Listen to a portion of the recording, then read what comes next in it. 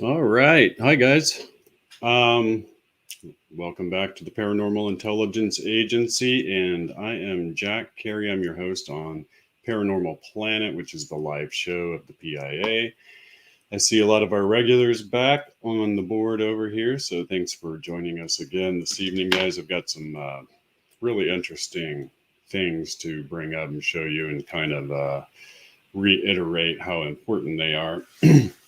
There's been some interesting developments in the paranormal world. There's been some interesting video I'm going to show you.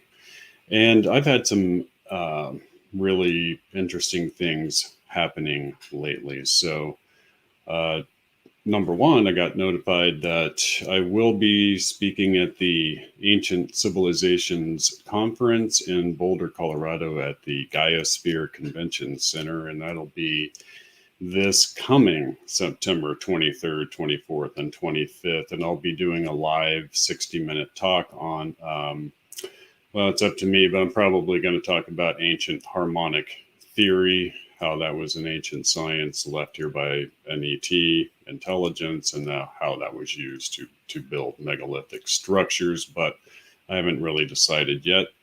Some of you may know I was on the series Ancient Civilizations produced by Gaia for 3 seasons, and it's going to be a really cool thing. The exciting part was that it's going to be live cast to 180 countries simultaneously. So that'll be a little nerve wracking, but it's going to be fun to share that knowledge and how that relates to the construction of the pyramids, etc. So number one, that was really cool. And number two, as I discussed on the C4C live podcast last night that I did. So it's on the channel here. If you look at the live shows, you'll be able to watch it. And I shared a video clip of a 1,000-acre area that a friend of mine owns. That's right in the heart of LaFleur County, which is in southeastern Oklahoma on the Arkansas border. This is an area that to people in the Bigfoot community know well as being a major hotspot for Bigfoot activity going way back into history. And this particular county has more Bigfoot activity than all 6 surrounding states combined. So to be granted access to a pristine, completely undeveloped, completely wild 1,000 acres that's privately owned, which will allow us to put up any equipment that we want and leave it there for prolonged periods of time without worrying about anybody disturbing it. The only humans that show up to this property are my friend, a few of his family members, and maybe a friend or two of the family. It's kept as a hunting preserve for just them. And so I was lucky enough to get granted exclusive access to his property. He's a very, very kind friend. So I've known him since since we were freshmen in high school. So very long time. So that's exciting. It's going to allow us to do what most cryptozoology teams dream of, which is to have an area like this, a vast habitation area in a place with known ongoing activity, where the creatures would see little to no humans, and a place where we can put up what we want, we can carry what we want, we can perform any kind of experiment that we want, etc. And I've discussed, on numerous Bigfoot programs that there's really only 2 ways right now that you're going to be able to achieve what we call final discovery of the species. And final discovery is a big deal for cryptozoologists who spend years of their lives and time and resources, money, etc., pursuing an end to the mystery. But with final discovery, you also get the right to name the species, and that's pretty cool stuff. But there's only two ways right now that you're going to be able to prove the existence of the species and achieve final discovery, which, after all, is what all of this is about. One of those is to uh, retrieve remains of some kind. Get lucky enough, that 1 in a million shot where you find the bone they forgot to bury, or an animal dug it up, or something like that, and you finally have the remains that the scientists need. Number two is to be able to video multiple animals from multiple angles using multiple cameras over a very long period of time will also suffice. But it's something that, you're talking about something that's almost impossible to achieve. So, anyway, it's a very, very positive development. It's something that most cryptozoologists dream of, and now my friend's been gracious enough and is familiar with my work enough that he has no problem with us going down there. And I will be going down at some point in January to do an initial kind of scouting of this property. I'll be taking a Crypto Four Corners member with me, which is the cryptozoology wing that I'm still the director of, which is a fancy way of saying I just organize stuff. So it's going to be exciting. Like I said, if you look at last night's podcast, there is a video of that land, and this was the land where the Choctaw had a battle with a clan of Sasquatch, and I'm talking about the land. This is literally where it happened. So you can Google that and look up that information too, which is fascinating. So I want to mention both of those things. For a lot of you that have been following the show for a while now, you'll be aware that I've been talking about Woo World and the economics of alien disclosure, which are very important.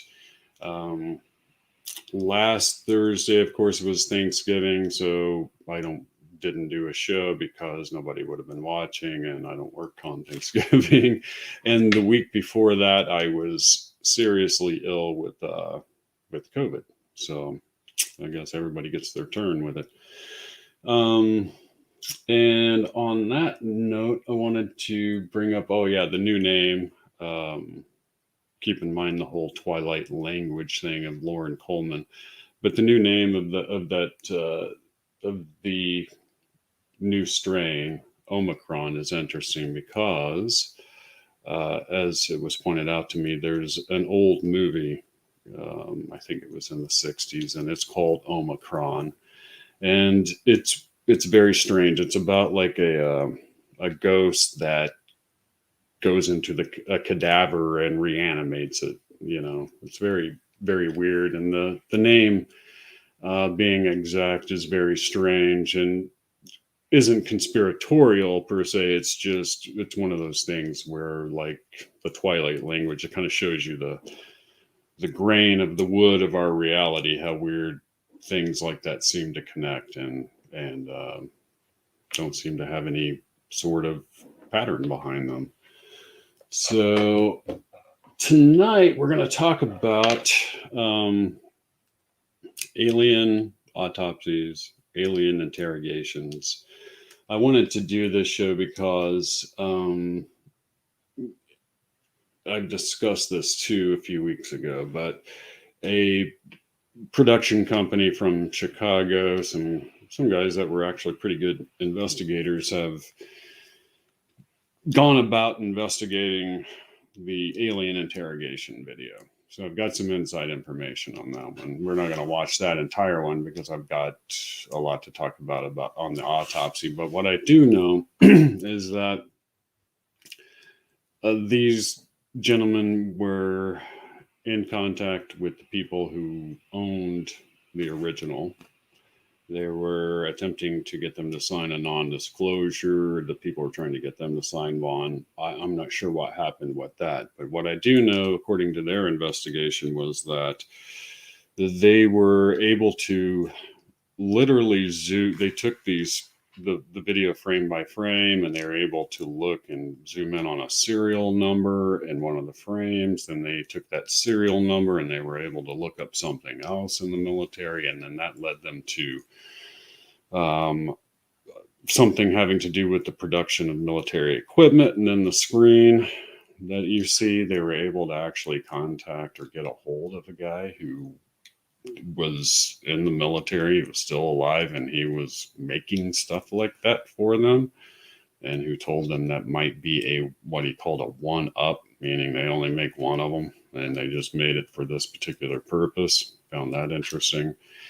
And keep this in mind, most interesting of all was that they claimed that they were able to use what's called micro expression software, and this was developed by the CIA, and it's better than a polygraph machine.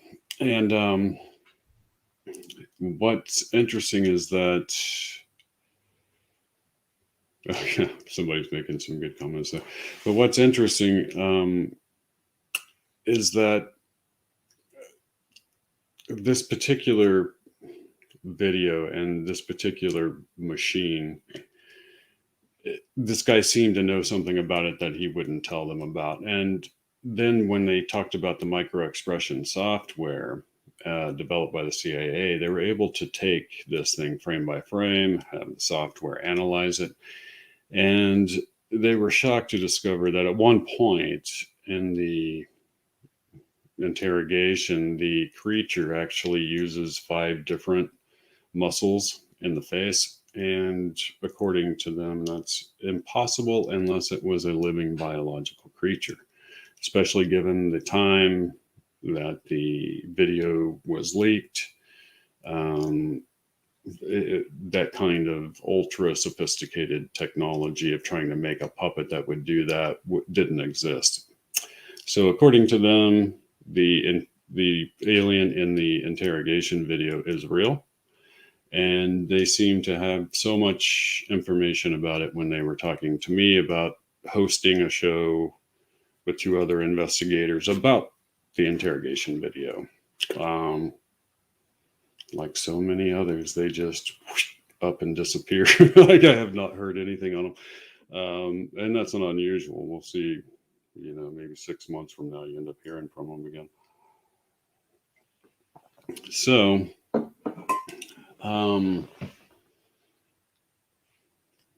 let's see what else I had.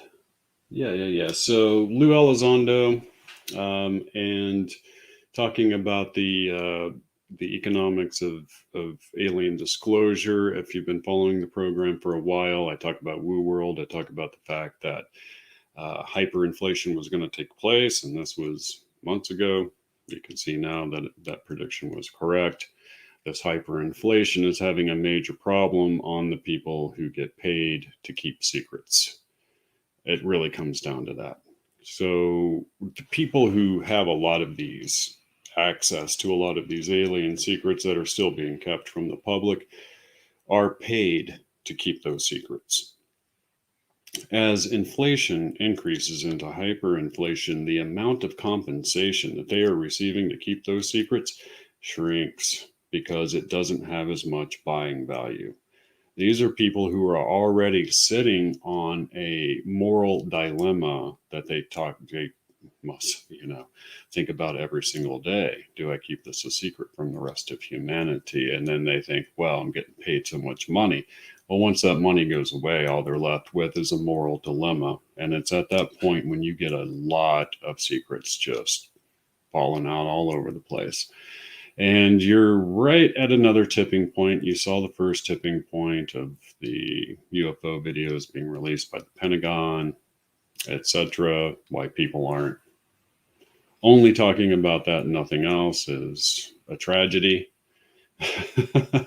So I don't understand that. It should be the only thing people are talking about, because if you think that we manufactured those craft, you are kidding yourself. There is no way in hell. No way in hell. And if we didn't manufacture them, you can rest assured that China and Russia sure didn't manufacture them. We are decades ahead of them, no matter what anyone tells you. Decades ahead of them when it comes to back engineered alien technology, etc. There is still a big fight going on at the behind the scenes, apparently, at the Pentagon, which Lou Elizondo points out if you follow his tweets. And he's kind of building up for another big fight. He was catching a lot of sort of flack from people at the Pentagon, and there was, they always try to discredit you if they're scared of what you're doing. And it should be known that there's an element within the Pentagon that is deathly afraid still of UFO disclosure. And that battle is ongoing. And I'm afraid those people are on the losing end of that battle finally, which is great. And this sort of ties in to, I also wanted to mention, I did put out a new investigative video recently. It's on the PIA channel here. And it has to do with the evidence that JFK was actually assassinated because of his inquiry to the CIA director for all of the files concerning UFOs, including what he called high threat incidents in the memo. This memo is called the Burn Memo, and all of that's documented in that new video. So you should take a look at it, because the evidence is very interesting. And the memo requesting this was a mere 10 days before he was assassinated. And then when you read a memo from Majestic 12 also talking about the same thing, it's fascinating. And I wanted to mention that as well, because that leads us into what was going on before JFK became president, is really kind of what we're looking at tonight. And you have to remind yourself that this was a different time. People were different. Times were different. Dulles, who was the director of the CIA during much of this period, you have to imagine what he was thinking when they recovered real craft and real alien bodies. And as I show in the video, JFK was intent on creating a mutual space exploration effort with the Soviets, the Russians, and that was a major problem for the guys in the intelligence community, who also suspected he was going to share all of their UFO technology and the knowledge of the alien bodies with the Russians. And that's what led to the assassination. So take a look at that. And one of those alien bodies we're going to take a look at tonight. So I'm sure a lot of you have heard of or seen the famous Alien Autopsy film. And I'm going to go ahead, I'm going to bring that up while I'm talking so we can discuss this, and you guys can actually see the video as I'm going through this.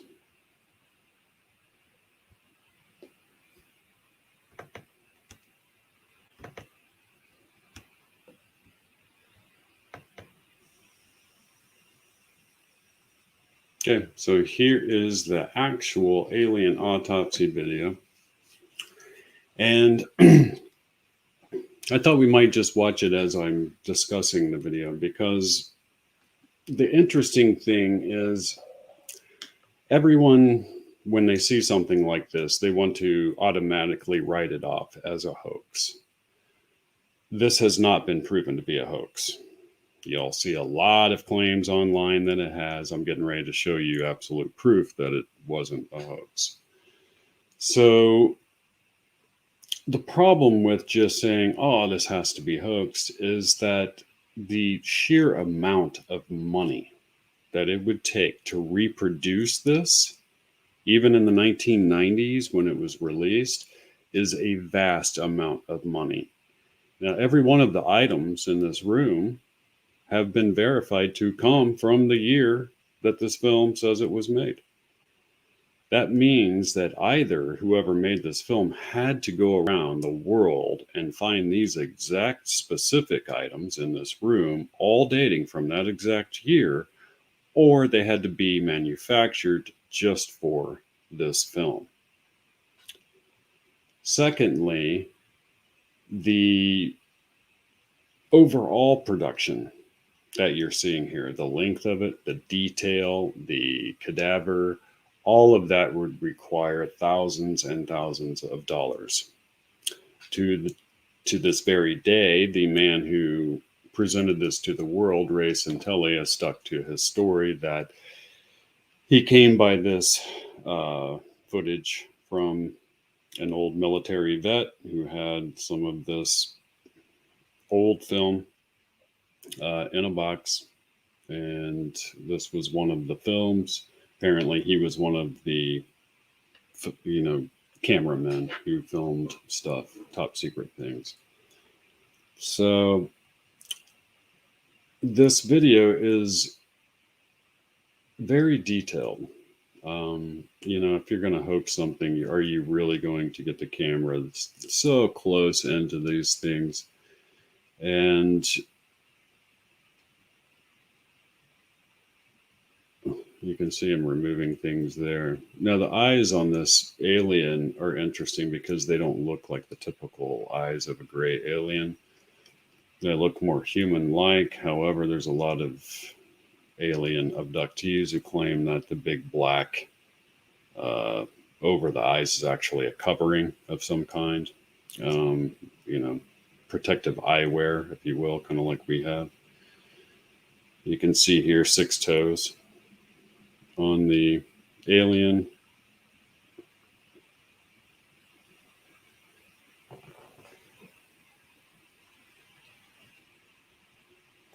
And this would have been video that Alan Dulles and the rest of the Majestic 12 members would have seen. They would have known this reality at that point in time. And this was during, the Truman, Eisenhower, Kennedy years, leading up to his assassination. And we know now that from 1941, Cape Girardeau, Missouri, which was the first known crash where a craft and alien bodies were recovered. That was prior to Roswell in 1947. So they had alien bodies as early as 1941. And going all the way up until, 1961, they had accumulated quite a few craft. There were 3 that crashed in early July of 1947. One of those, actually 2 craft at Roswell, and one at the Trinity test site, actually. So, and that's the subject of a new book put out by Dr. Jacques Vallée that's out there. So you might want to check that out as well. So I always, I wrote this off as a probable fake. What are the odds that somebody's actually going to get some top secret footage and get it out to the public the way that this was gotten out and not disappear somewhere in a room? And they don't throw away the key, they throw away the room. That's the kind of guys they're talking about. It was very surprising to me to learn when it occurred that a memo was leaked from Bigelow Aerospace, which is the aerospace company of Bob Bigelow, who many of you will know For those of you who don't, Bob Bigelow was a real estate magnate in Las Vegas. And let me stop this video. And his grandparents had a pretty profound alien/UFO experience when he was a child. And he always told himself if he ever became rich, he would devote some of that money to paranormal research and discovering the truth, etc. This led him to not only found Bigelow Aerospace, but to buy the Skinwalker Ranch, from the Sherman family. And then it was from there that he founded the NIDS, the National Institute for Discovery Science, and had a world-class team of scientists come there for 8 years. That's now been passed on to a man named Brandon Fugel, who is yet another Las Vegas real estate magnate. Bob Bigelow has become the man for black budget projects with the U.S. government dealing with alien technology. That's the easy way to put it. After the show, if you Google Bob Bigelow 60 Minutes interview with Laura Logan, you will see an interview with him that will blow your mind. Another one of these interviews the public sees and just forgets about the next day. And she clearly asked him, are aliens here? And he says, yes, they're here now. And she says, don't you think people think you're crazy? He says, I don't give a damn. He admits to all of this. And so people are like, oh, he's keeping secrets. No, he's told everyone. They just don't listen. That's the problem. So you can see Bob Bigelow. I highly encourage you to watch that interview so that you can have a deeper understanding of what it is I'm going to show you here. So this memo was leaked from Bigelow Aerospace, and this was leaked by somebody in Bigelow Aerospace. And in it, the memo is talking about how they are in contact with a man named Kit Green, who's make a long story short, he was their contact in the black budget alien tech world of them trying to get these contracts, etc. So in the memo, and I'm going to pull it up here, they talk about the alien autopsy. So let's get to that. I'm going to go ahead and pull this up for you guys.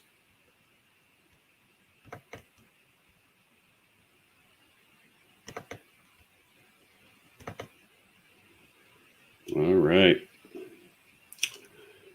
So this is to Bob Bigelow, and it's from Eric Davis, National Institute of Discovery Science. For those of you who don't know Eric Davis, he is widely considered to be the best physicist in the world. He actually appeared before the Senate House Intelligence Committee and assured them that those craft were defying our understanding of Newtonian physics. Yet again, another reason why they cannot be manufactured here. He also CCs Colm Kelleher. Colm Kelleher was one of the scientists at the Skinwalker Ranch. And for those of you who have read the book, you'll know all about him. This is Kit Green's professional evaluation of the alien autopsy from the Roswell incident. This is one of the bodies recovered at Roswell. This is what you're seeing.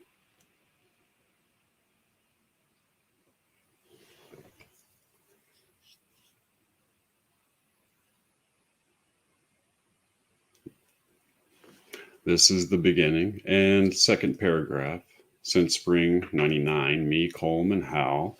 And he's talking about Hal Puthoff, for those of you who know who he is, of the Stanford Research Institute and one of the architects of the CIA's remote viewing program, have undertaken a series of back and forth conversations with Kit Green regarding the Roswell incident, aliens, their bodies, the crash retrieval program, the Santilli alien autopsy film video, etc. The sum of the data Kit has provided us during these conversations has now reached a critical level where we can summarize the following facts. While Kit was at the CIA, he was briefed on evidence that something UFOs was flying around. This evidence was in the form of collected intelligence data. And we're going to go down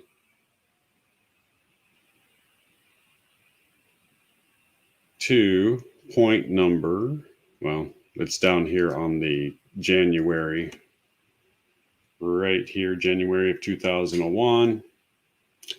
And then this month, Kit provided his professional evaluation of the Santilli alien autopsy film and video. Note, in August of 1999, Kit had provided initial information to Howe about this official briefing.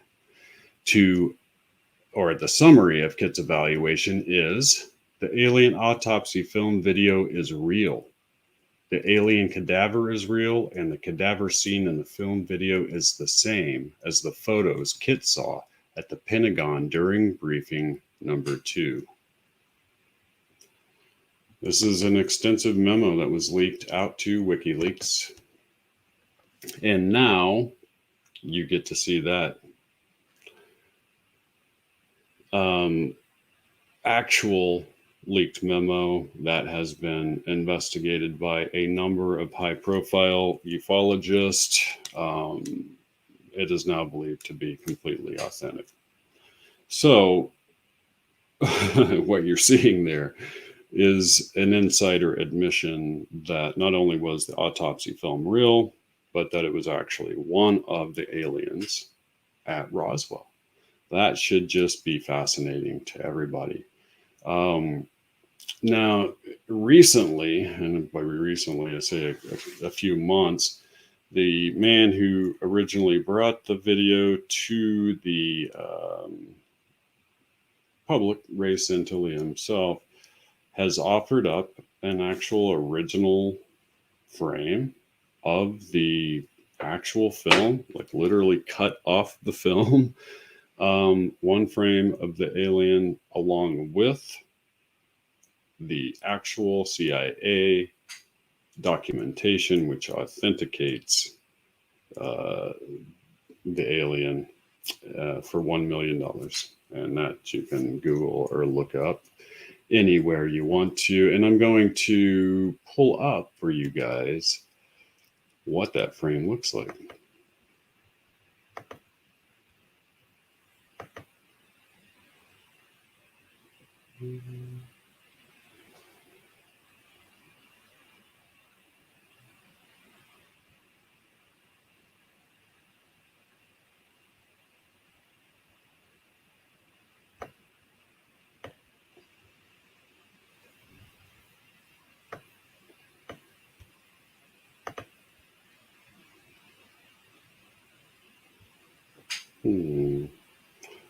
Let's see if I can find it for you guys real fast. I did just have it pulled up, so it might take just a second to find it here.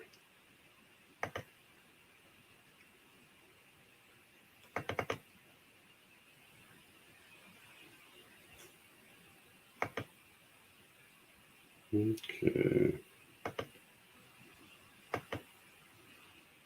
There we go. So this is going to be what it actually looks like in case any of you have $1 million and you want to put this into your collection. This is the actual frame. And if he didn't have that documentation, he wouldn't be able to fetch that price for it, obviously. And along with the Bigelow leaked memo, I think we can all be pretty sure that what we're looking at is the real deal. And that's, that should fascinate everyone, because what better evidence is there? I mean, that's what they look like. That's what an actual autopsy looks like. That's what was flying the craft at Roswell. They think that they're clones. All the bodies were absolutely identical. The memo goes on to say that it describes the anatomy, and the anatomy is completely non-human. The heart has 3 chambers, and there's no reproductive organs, all of that kind of thing. So yeah, that's one of the things that I wanted to show you guys, and I've got some other interesting things that I also wanted to cover.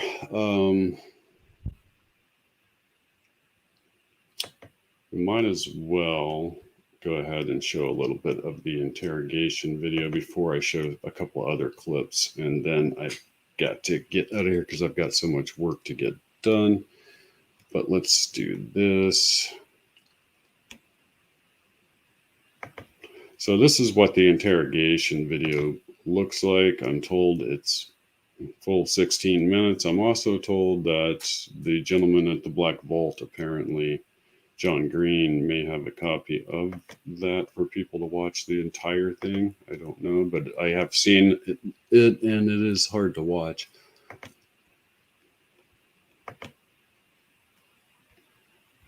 Okay. Lowest designation. That's primarily for the protection of the aliens, not us. The theory is that if they were going to infect us with an alien bug, it would have happened 50 years ago. In fact, all the indications are the aliens eliminated microbial and viral life from their own ecosystem long ago. They aren't susceptible to our diseases directly, but it has been shown that microbes can reproduce and form colonies within their respiratory systems, which tends to exacerbate the debilities they seem to suffer anyway in our environment. In fact, you can see here the alien is beginning to flag. The interview was not going well. The telepath was trying to clarify some points from a previous interview, but he wasn't receiving coherent responses. As you can see, the being is in real distress. At this point, the telepath is sending out a message to the medical staff. He's trying to communicate with the alien, but he's getting no response.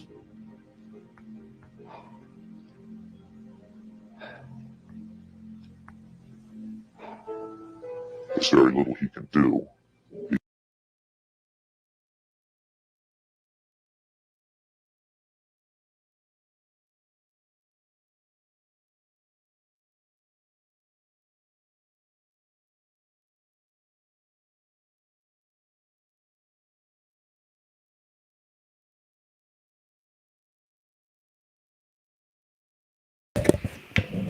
Hit the internet. And this is the actual one-up I was talking about right here. So this screen was showing the blipping of some sort of a heartbeat or some sort of reading from the alien, and it's a see-through screen.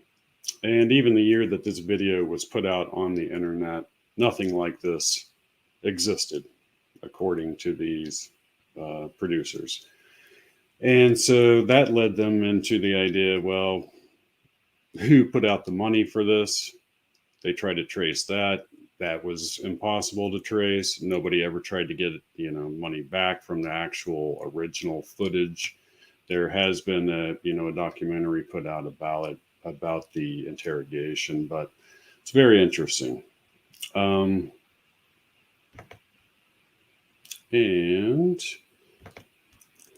so there's one other thing I want to show you guys here. Well, 40 minutes after. This is interesting. So I thought this was really cool. And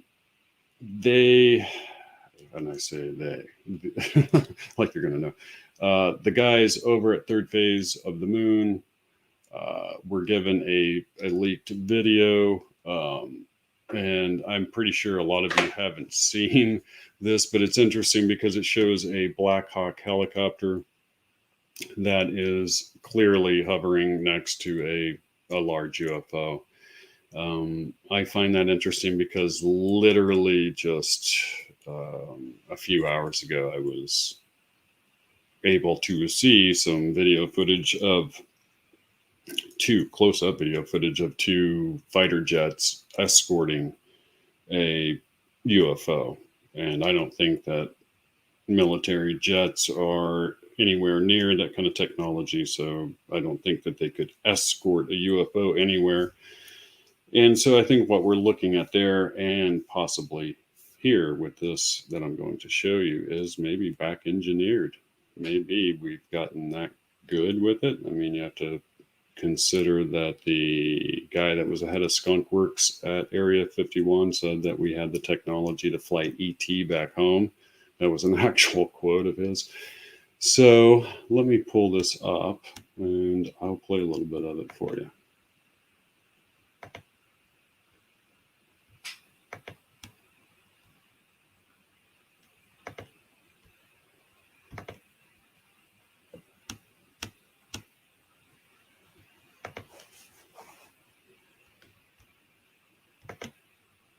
There you go.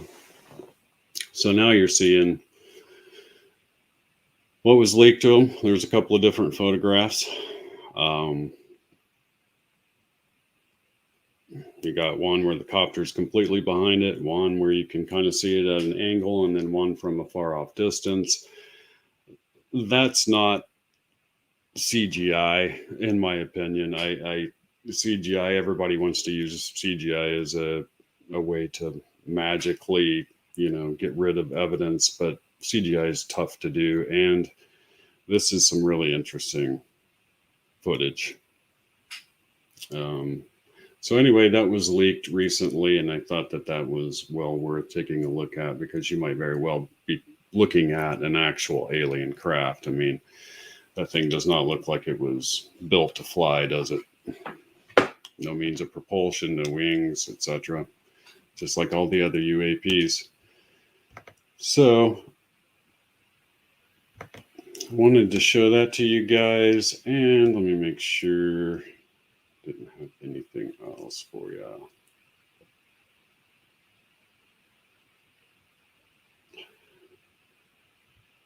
Yeah, I was going to go over some more footage of a gray alien, but I don't think it's actually necessary. I think you get the point. And so to now overcome the evidence that is out there to suggest that the alien autopsy is in fact real, we're going to have to disprove the leaked memorandum, which is next to impossible.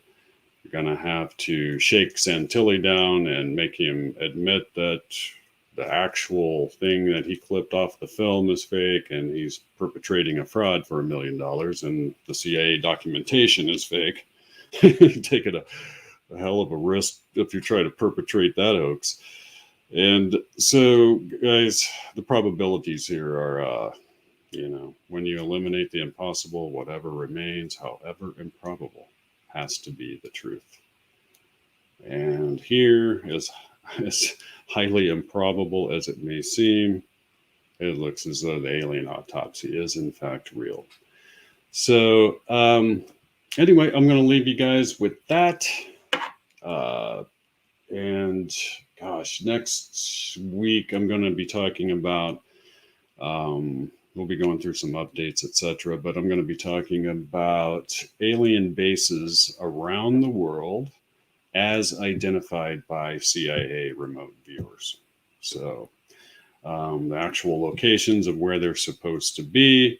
And then we're going to talk about what, if anything, can be done about it. So anyway, thanks again for showing up here on Paranormal Planet. Trying to think if I have anything else for you guys till next week, and I don't think so. So until then, keep your eyes open, and I will see you 8 p.m. Thursday, Central Standard Time next week, guys.